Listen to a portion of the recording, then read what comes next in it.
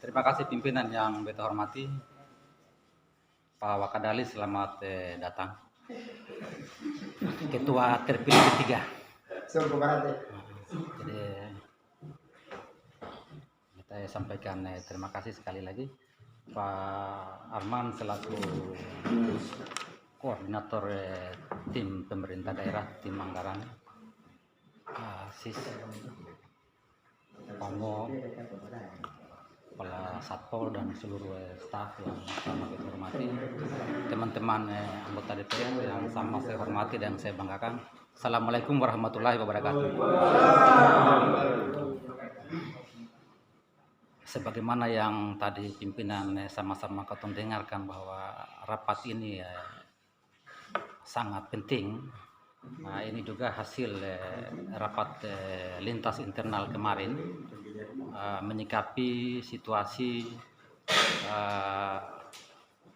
keadaan daerah ini untuk tahun 2022 ini.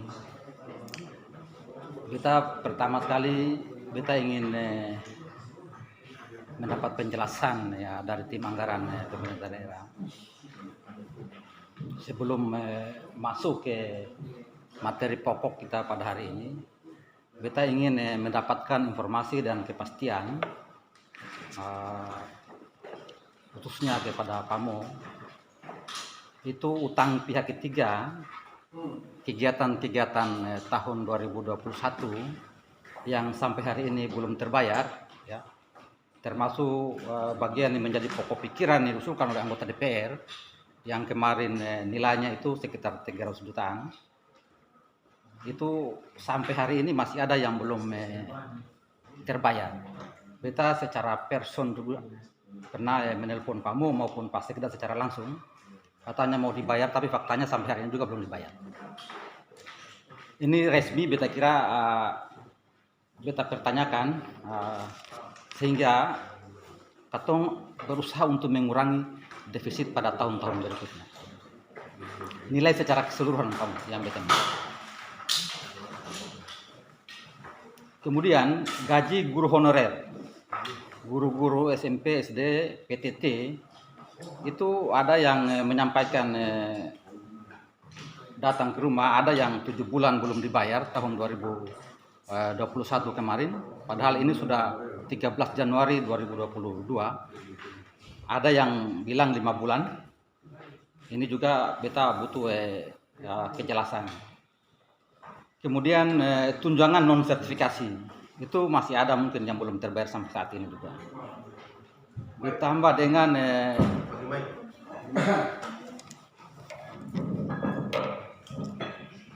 gaji CPNS ya, gaji CPNS yang TMT pengangkatan 1 Desember 2020 kemarin. Kemudian mereka bertugas menurut data yang beta miliki, surat keterangan melaksanakan tugas dari instansi mereka bertugas itu 2 Maret. Tetapi gaji mereka itu dibayar Agustus. Artinya ada kewajiban pemerintah daerah untuk melunasi Maret sampai Juli. Nah, itu nilainya lumayan kalau dihitung-hitung mungkin dekat-dekat 1 M juga itu. Nah. Kemudian sumber pembayarannya nanti beta minta kejelasan. Nah, karena yang beta tahu persis, khususnya tunjangan dan non sertifikasi itu ada PMK sendiri yang mengatur. Ini dana pusat, kemudian gaji ini itu juga kan dibayarkan, itu dialokasikan dari Januari sampai Desember. Sekarang sudah masuk Januari, apakah anggaran untuk membayar atau melunasi ini itu mau digunakan dari dana yang mana? Apakah di tahun 2022 atau ada dana yang tersimpan yang lain? Kemudian berikutnya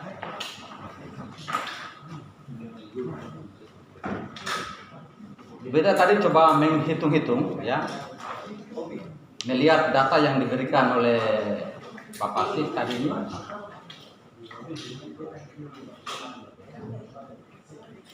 Secara runut beberapa kawan-kawan tadi sudah menyampaikan di beberapa OPD-OPD itu beta ingin mempertegas ya hasil evaluasi di Komisi 3 kemarin dengan beberapa dinas badan yang menangani yang berkaitan dengan pendapatan asli daerah.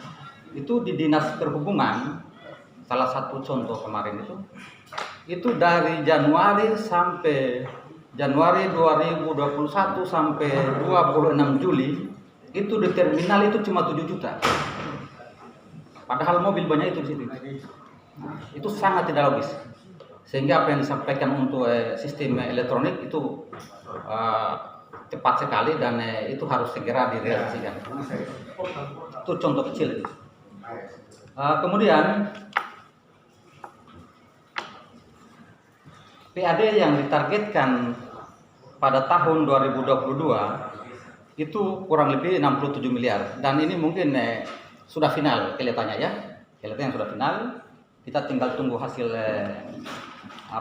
konsultasi dari provinsi. Nanti beta minta pimpinan hasil konsultasi ke provinsi itu jangan didiamkan saja ya.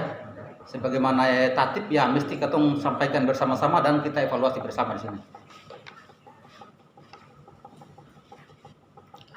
67 miliar ini itu kalau kita bandingkan dengan realisasi tahun 2021 itu cuma ada 32,1 miliar. Ketika angka 67 ini dipasang, itu artinya ada peningkatan 109%. Ini angka yang cukup fantastis. Walaupun ya tim anggaran pemerintah daerah ini kita lihat coba menghibur kita di DPR ini bahwa ada di sana simpanan 100 miliar kurang lebih. Di data ini perkiraan belum dihitung sebagaimana realnya itu ada kurang lebih dari nilai angka yang ada di bendungan itu 2 triliun sekian, diambil 4,5% itu ada sekitar 93,7 miliar. Ini masih angan-angan kita kira. Ada sejumlah regulasi yang harus disiapkan oleh pemerintah daerah untuk bagaimana ini kita bisa peroleh. Jangan ketong ke sana lalu dong balik serang ketong. Karena ada undang-undang mineral yang baru itu, kita kira ada penyesuaian itu.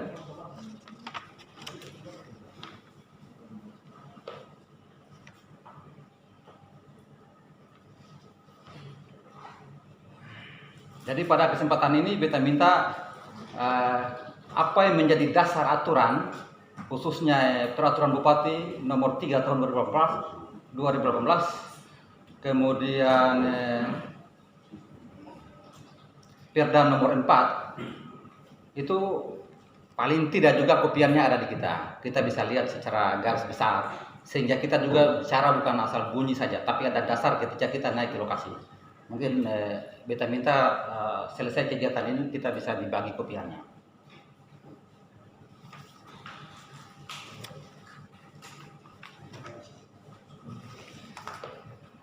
Kemudian yang tidak kalah penting, ini langkah-langkah yang akan dilakukan untuk mencapai target pendapatan pada tahun 2022. Ini pada poin ketiga ya, melakukan penjualan aset. Aset ini rakyat punya Pak. Kita cuma ingin mengingatkan ketong semua, ya, jangan ketong terjebak. Karena ketika ini rakyat punya, kita kira pemerintah tidak boleh sepihak mengambil keputusan untuk melakukan penjualan aset-aset, apalagi tanah, ya. Karena tanah ini dia beda dengan kendaraan. Kalau kendaraan yang mungkin kalau usia di atas 7 tahun, mungkin biaya perawatannya sudah lebih besar daripada nilai jualnya. Dijual pun tidak ada masalah.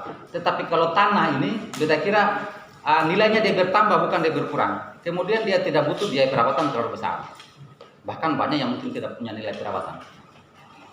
Sehingga untuk tanah ini kita kira pimpinan, tadi kita coba cek ke Pak Nadi, katanya di Banggar kemarin sudah dibahas, tapi kita kira tidak cukup untuk dibahas Banggar. Karena ini adalah hang 25 orang. Ini katong harus ambil keputusan paripurna. Kalau memang ini kita setuju untuk dijual, ini untuk menghindar ekses hukum Pak pimpinan sidang. Karena ini aset daerah ini bisa main-main kita kira. Apalagi yang disampaikan Pak Ite tadi, itu ada lokasi-lokasi tertentu atau bangunan-bangunan tertentu yang punya nilai historis, punya nilai sejarah. Itu bahaya, ya. Kita bisa menghilangkan sejarah, apalagi secara sepihak, misalnya difungsikan untuk yang lain.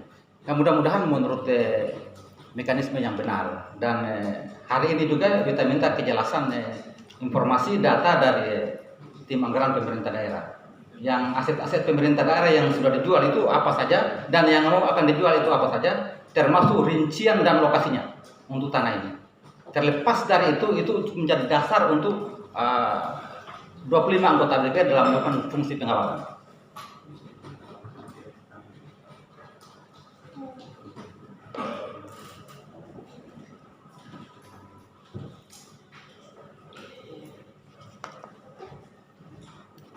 Kita kira teknis yang lain mungkin bisa ditambahkan oleh kawan-kawan yang lain. Sementara kalau beta mau jumlahkan, kalau dalam tahun ini ya kita capai target PAD itu ambil standar sama dengan tahun 2021, itu artinya kita punya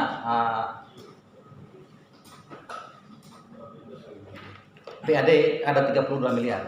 Kalau ditambah dengan iming-iming tadi di pajak kalian cek di atas 93,7 tadi, itu artinya ada kurang lebih PAD kita tahun 2022 ini ada 125 miliar.